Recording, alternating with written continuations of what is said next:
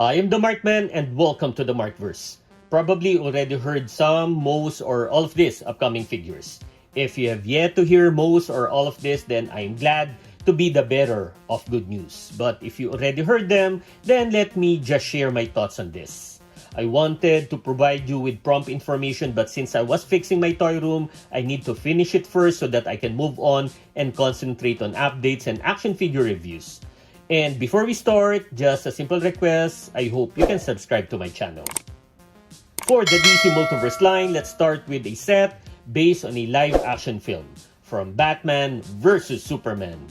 Honestly, I'm wondering if they still have a demand for this. I think this is a risky move for McFarlane since first, there were already figures of the Justice League that were released before and basically they will be the same or might be very close to the original figures. Second, the franchise already ended, as simple as that. Anyway, the first figure from the Batman vs. Superman movie is the figure of Wonder Woman. We already have 3 movie versions of her. Here, her costume is a darker one. Then a chase version of Superman. So I'm thinking about what costume of Henry Cavill in the film could be a chase version. Maybe a different colored costume, or it could also be concentrated more on any specific body part like glowing eyes. Let's see. Then 3 Batman figures, the one with the armor, then a chase version of this, which probably is a damaged one, and a Nightmare version. This is the 3rd Nightmare edition of McFarlane. The last one is the Superman Doomsday 2-pack. It's surprising that we just got the Kryptonite Doomsday, then they immediately offered this. For Superman, probably is the battle damage like what they did with the comic version figure, and for Doomsday, it's without the Kryptonite body. The next are the digitals. We have 3. Robin from Earth 2. If I'm not mistaken, both Dick Grayson and his son, John Thomas, became the Robins of Earth 2. Dick wore both red and gray costumes, and John Thomas wore a red one with the yellow cape. The gray one looks cooler for Dick, but if it's going to be John, then it's a welcoming move since it will expand the Robin character figures. Second is the Joker from the Silver Age. This is with the violet to blue-violet colored trench coat with an inner green shirt. McFarlane can easily repaint some of its Joker figures because it's close to the classic Silver Age one. This also has a chase variant. The third is the Flash, showing the Speed Force. I guess this is going to be a fully red, translucent body like the DC Direct figure. This was released long time ago. I'm definitely going to get this one because of my Speedsters collection. Then we also have another Hal Jordan Green Lantern. Just don't know yet what it's going to be. We already got 2 of his figure, the 2-pack with Dawnbreaker and the digital. I excluded Parallax Hal Jordan. We have 2 upcoming vehicles. First is the motorcycle of Red Hood. This is going to be cool, but it doesn't include Red Hood. The cost of this is around 2,000 pesos. That's around $40 US. If that is with a figure, then it's very cheap, so definitely it won't include one. I think I needed to buy the upcoming modern version of Red Hood, which I stated in my previous video, for the motorcycle.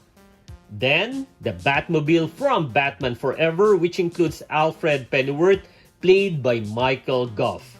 This is nice because the figures of the 4 main characters, excluding Batgirl, were just released. Then many months ago, a pre-order list was released that included 4 figures based on the 90s video game Justice League Task Force. These are Aquaman, The Flash, Batman, and Superman. This is a build-a-figure set. Though the BAF is yet to be announced, but my guess is it will be Despero, one of the main villains of the game. Possibly it could also be Darkseid, but they just released his figure. I'm reiterating these figures because they will soon be seen in many media, and they also have a chase versions of these 4 figures. Then the Superpowers line of McFarlane. First is the classic version of Superman. I already pre-ordered this one because I missed getting the first Superman, which I liked.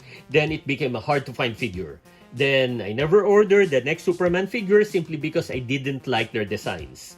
I'm glad that they are releasing the classic version of the Man of Steel because that's what I really wanted. They released the 7-inch figure last year. Then the gold edition of Wonder Woman and Aquaman. We already have a few gold variants that were previously released. Then a black and gray Batman. Next is the Riddler. I hope it's the classic one. Then Bizarro from the Tales of the Bizarro World. I think this is the one Bizarro is wearing a signage that says Bizarro number 1. Last is a 3-pack. It's the members of the Justice Society of America. Starman, Green Lantern, and Hourman. I guess the Green Lantern will be Alan Scott because he is one of the founding members of the society together with Hourman. For Starman, he was not a founding member but was recruited after the society was formed. Then the new Batman Adventures line. All of these figures were released before by DC Direct. This was before they were taken over by McFarlane. In other words, these are reissues. We will have the Batman anti-fire suit, then Creeper, and also Firefly. Then the Batman 66 line. First is Wonder Woman from the comic crossover of the Legends, Batman Adam West, and Wonder Woman Linda Carter. Actually, I'm hoping they do a DC Multiverse Linda Carter soon.